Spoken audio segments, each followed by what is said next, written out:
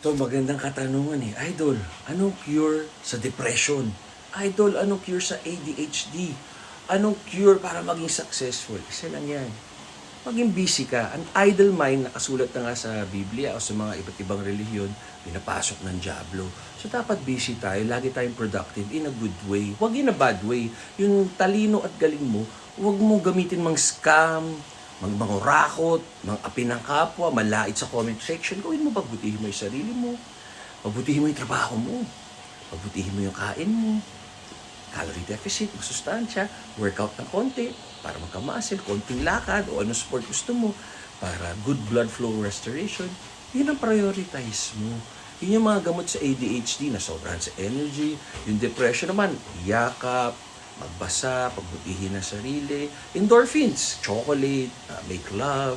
Gawin mo yung gusto mo. Magiging happy ka.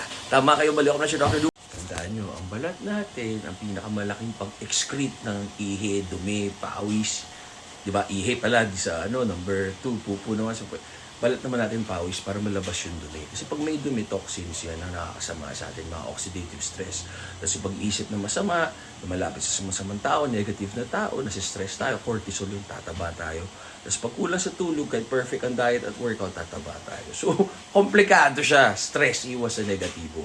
Yun lang ma-advise ko. At konting papawi, sasaya tayo kahit 5-minute walk. Ganun lang kasimple. Pag may gusto, maraming paraan. Pag ayaw, maraming palusot. Tama na yung papaawa, papavictim. Binigyan tayo ng buhay ng Diyos. Gawin natin, live the best life in a very good way for His glory.